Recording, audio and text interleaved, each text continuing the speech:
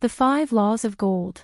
A bag heavy with gold, or a clay tablet carved with words of wisdom, if thou hadst thy choice, which wouldst thou choose? By the flickering light from the fire of desert shrubs, the suntanned faces of the listeners gleamed with interest. The gold! The gold! Chorused the 27. Kalabab smiled knowingly. He resumed, raising his hand. Hark, hear the wild dogs out there in the night. They howl and wail because they are lean with hunger. Yet feed them, and what do they? Fight and strut. Then fight and strut some more, giving no thought to the morrow that will surely come. Just so it is with the sons of men. Give them a choice of gold and wisdom, what do? Ignore the wisdom and waste the gold. On the morrow they wail because they have no more gold. Gold is reserved for those who know its laws and abide by them. Kalabab drew his white robe close about his lean legs, for a cool night wind was blowing. Because thou hast served me faithfully upon our long journey, because thou cared well for my camels, because thou toiled uncomplainingly across the hot sands of the desert, because thou fought bravely the robbers that sought to despoil my merchandise, I will tell thee this night the tale of the 5 laws of gold, such a tale as thou never hast heard before.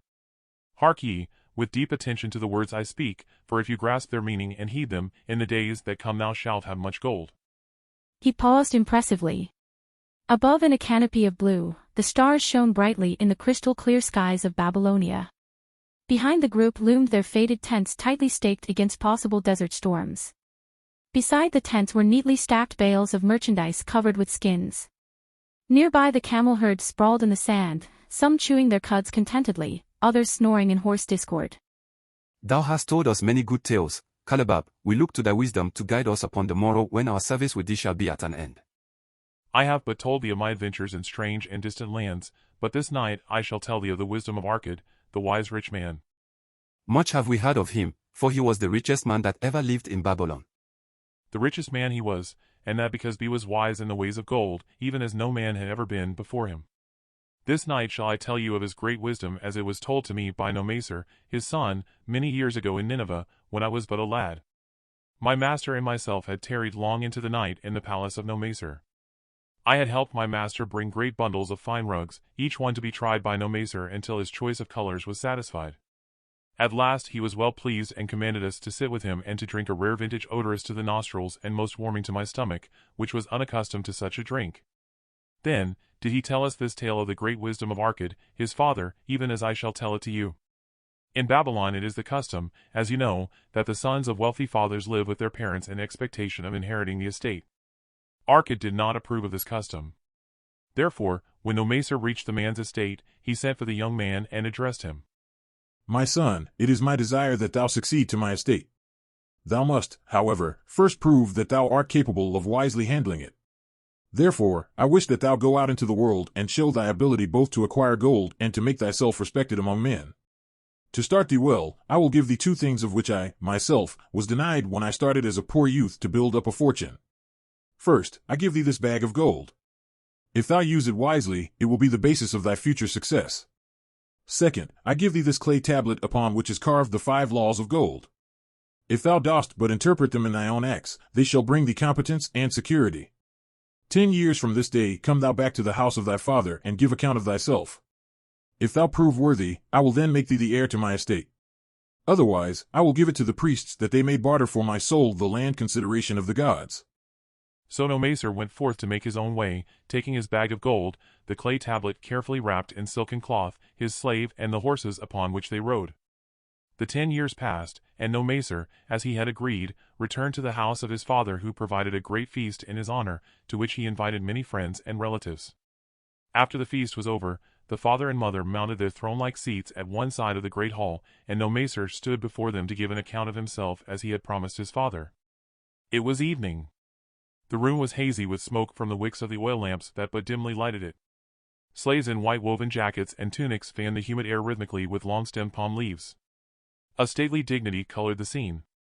The wife of Naser and his 2 young sons, with friends and other members of the family, sat upon rugs behind him, eager listeners.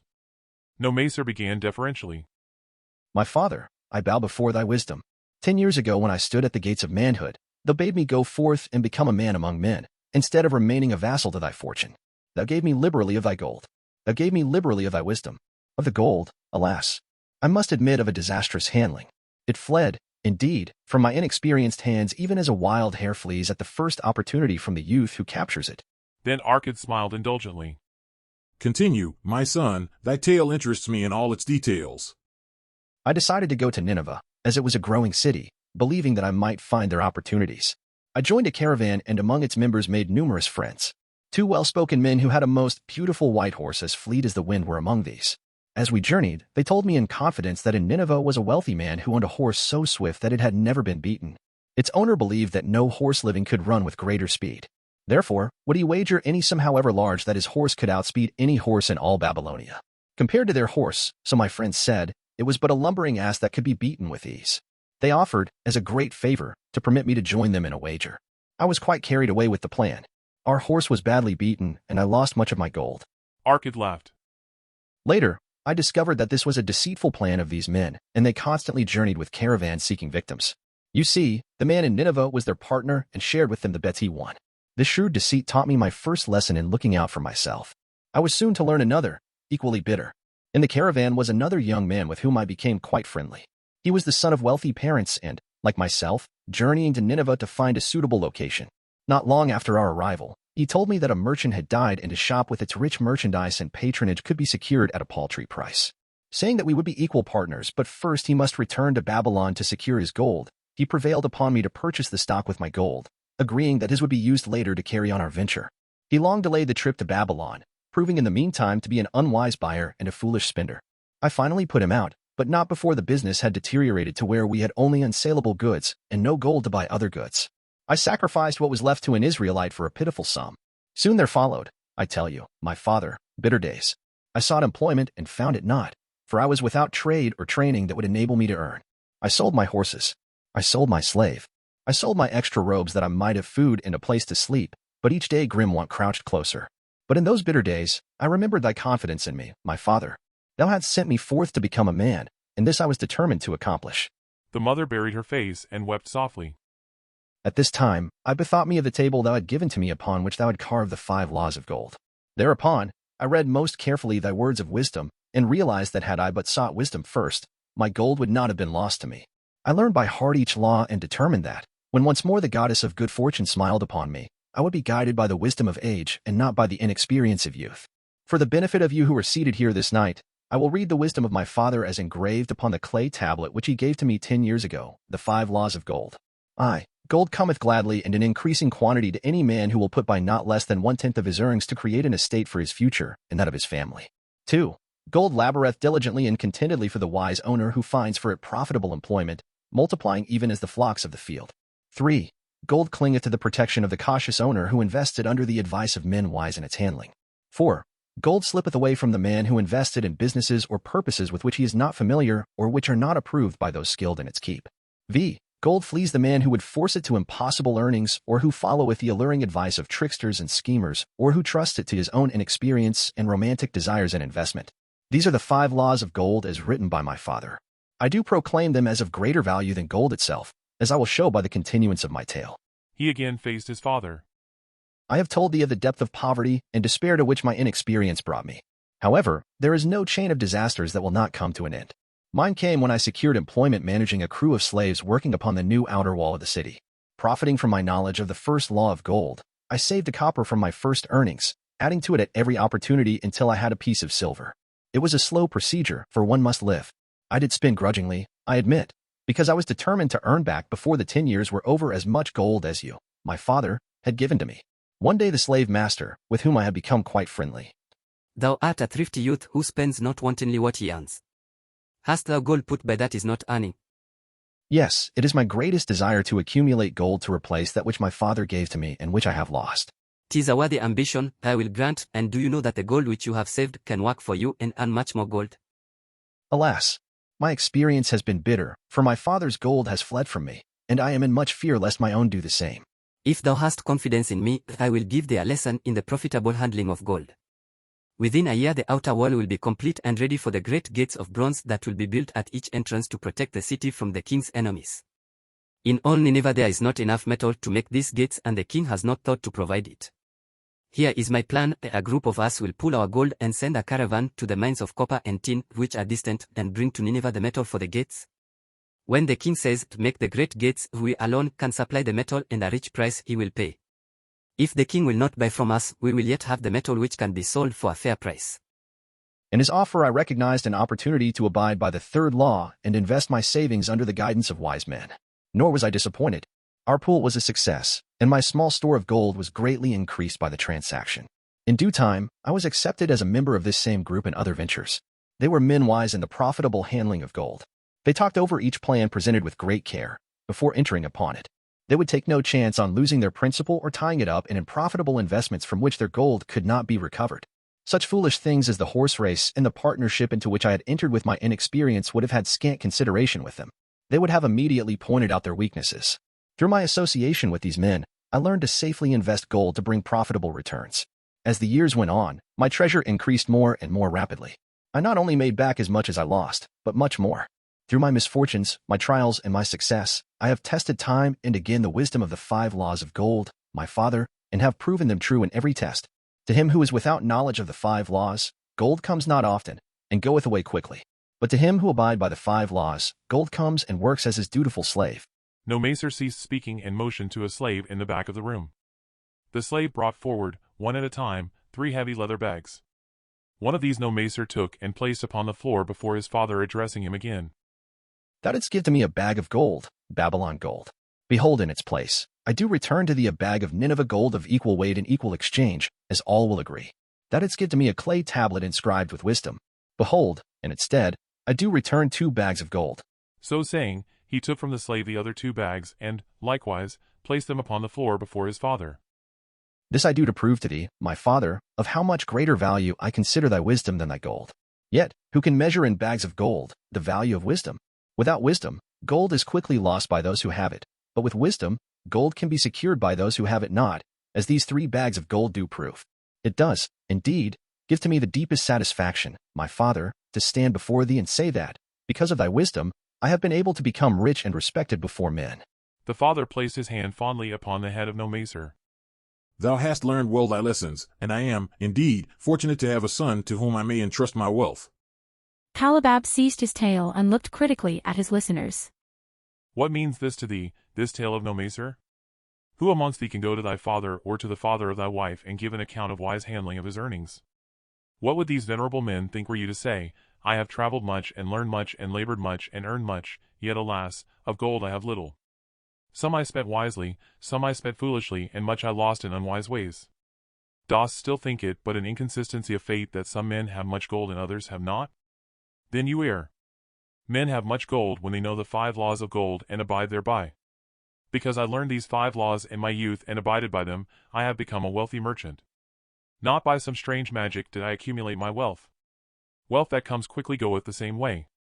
Wealth that stayeth to give enjoyment and satisfaction to its owner comes gradually, because it is a child born of knowledge and persistent purpose. To earn wealth is but a slight burden upon the thoughtful man. Bearing the burden consistently from year to year accomplishes the final purpose. The 5 laws of gold offer to thee a rich reward for their observance. Each of these 5 laws is rich with meaning, and lest thou overlook this in the briefness of my tale, I will now repeat them. I do know them each by heart because in my youth, I could see their value and would not be content until I knew them word for word. The first law of gold cometh gladly and in increasing quantity to any man who will put by not less than 1/10 of his earnings to create an estate for his future and that of his family. Any man who will put by 1/10 of his earnings consistently and invest it wisely will surely create a valuable estate that will provide an income for him in the future and further guarantee safety for his family in case the gods call him to the world of darkness. This law always saith that gold cometh gladly to such a man. I can truly certify this in my own life. The more gold I accumulate, the more readily it comes to me and in increased quantities. The gold which I save earns more, even as yours will, and its earnings earn more, and this is the working out of the first law. The second law of gold laboreth diligently and contentedly for the wise owner who finds for it profitable employment, multiplying even as the flocks of the field. Gold, indeed, is a willing worker. It is ever eager to multiply when opportunity presents itself. To every man who hath a store of gold set by, opportunity comes for its most profitable use. As the years pass, it multiplies itself in surprising fashion. The third law of gold clingeth to the protection of the cautious owner who invests it under the advice of men wise in its handling. Gold, indeed, clingeth to the cautious owner, even as it flees the careless owner. The man who seeks the advice of men wise in handling gold soon learneth not to jeopardize his treasure, but to preserve in safety and to enjoy in contentment its consistent increase. The fourth law of gold slippeth away from the man who invested in businesses or purposes with which he is not familiar or which are not approved by those skilled in its keep. To the man who hath gold, yet is not skilled in its handling, many uses for it appear most profitable. Too often these are fraught with danger of loss, and if properly analyzed by wise men, shows small possibility of profit. Therefore, the inexperienced owner of gold who trusts to his own judgment and invested in business or purposes with which he is not familiar, too often finds his judgment imperfect, and pays with his treasure for his inexperience. Wise, indeed, is he who investeth his treasures under the advice of men skilled in the ways of gold. The fifth law of gold flees the man who would force it to impossible earnings or who followeth the alluring advice of tricksters and schemers or who trusts it to his own inexperience and romantic desires in investment. Fanciful propositions that thrill like adventure tales always come to the new owner of gold. These appear to endow his treasure with magic powers that will enable it to make impossible earnings. Yet heed ye the wise men, for verily they know the risks that lurk behind every plan to make great wealth suddenly. Forget not the rich men of Nineveh who would take no chance of losing their principal or tying it up in unprofitable investments. This ends my tale of the 5 laws of gold. In telling it to thee, I have told the secrets of my own success. Yet, they are not secrets but truths which every man must first learn and then follow who wishes to step out of the multitude that, like you wild dogs, must worry each day for food to eat. Tomorrow, we enter Babylon. Look! See the fire that burns eternal above the temple of Bel. We are already in sight of the golden city. Tomorrow, each of thee shall have gold, the gold thou hast so well earned by thy faithful services. 10 years from this night, what can you tell about this gold? If there be men among you, who, like Naser, will use a portion of their gold to start for themselves an estate and be thenceforth wisely guided by the wisdom of Arid, 10 years from now, 'tis a safe wager, like the son of Arid, they will be rich and respected among men. Our wise acts accompany us through life to please us and to help us. Just as surely, our unwise acts follow us to plague and torment us. Alas, they cannot be forgotten. In the front rank of the torments that do follow us are the memories of the things we should have done, of the opportunities which came to us and we took not. Rich are the treasures of Babylon, so rich no man can count their value in pieces of gold. Each year, they grow richer and more valuable. Like the treasures of every land, they are a rich reward awaiting those men of purpose who determine to secure their just share. In the strength of thine own desires is a magic power. Guide this power with thy knowledge of the 5 laws of gold, and thou shalt share the treasures of Babylon.